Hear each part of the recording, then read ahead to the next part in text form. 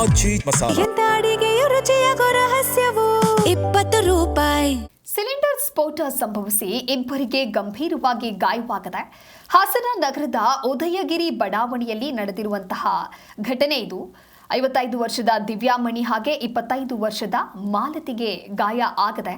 ಸ್ಫೋಟದಿಂದ ಮನೆ ಗೋಡೆ ಹಾಗೆ ಶೀಟ್ಗಳು ಯಾವ ರೀತಿಯಾಗಿ ಹಾನಿಯಾಗಿದೆ, ಎಫೆಕ್ಟ್ ಆಗಿದೆ ಅನ್ನುವಂಥ ದೃಶ್ಯವನ್ನು ಗಮನಿಸ್ತಾ ಇದ್ದೀರಾ. ಶೀಟ್, ಸಿಲಿಂಡರ್ ಎಲ್ಲವೂ ಕೂಡ ಛಿದ್ರವಾಗಿ ಹೋಗಿದೆ.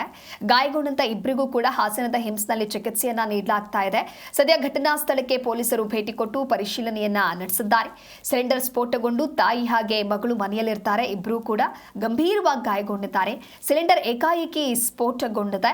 ಸ್ಫೋಟದ ತೀವ್ರತೆಗೆ ಮನೆಯ ಗೋಡೆಗಳಾಗಿರ್ಬೋದು ಹಾಗೆ ಹೊದಿಕೆಯ ಶೀಟ್ಗಳೆಲ್ಲವೂ ಕೂಡ ಹಾನಿಗೊಳಗಾಗಿದೆ. ಹೇಗೆ ಪೀಸ್ ಆಗಿ ಬಿದ್ದಿದೆ ಅನ್ನುವಂಥ ದೃಶ್ಯ ಗಮನಿಸ್ತಿದ್ದೀರಾ. ಮನೆಯಲ್ಲಿರುವಂತಹ ವಸ್ತುಗಳು ಸಂಪೂರ್ಣವಾಗಿ ಎಫೆಕ್ಟ್ ಆಗಿದೆ. ಅಪಾರ ಪ್ರಮಾಣದ ನಷ್ಟ ಸಂಭವಿಸಿದೆ. ಘಟನೆ ಕುರಿತು ಮಾಹಿತಿಯನ್ನು ತಿಳಿದು ಪೊಲೀಸರು ಸ್ಥಳಕ್ಕೆ ಭೇಟಿ ಕೊಟ್ಟು ಪರಿಶೀಲನೆ ನಡೆಸಿದ್ದಾರೆ. ಈ ಘಟನೆ ಹಾಸನದ ಬಡಾವಣೆ ಪೊಲೀಸ್ ಠಾಣೆ ವ್ಯಾಪ್ತಿಯಲ್ಲಿ ನಡೆದಿದೆ.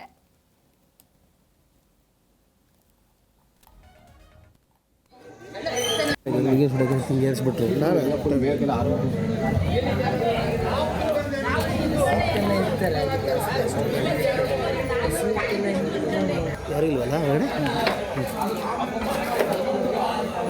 ಗ್ಯಾಸ್ ಪೂರ ಖಾಲಿ ಆಗಿತ್ತಲ್ಲ ಇದು.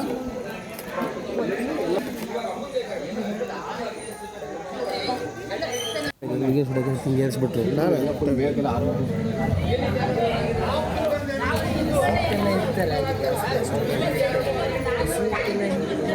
ಯಾರು ಇಲ್ವಲ್ಲ ಹೊರಗಡೆ? ಗ್ಯಾಸ್ ಪೂರ ಖಾಲಿ ಆಗಿತ್ತಲ್ಲ ಇದು.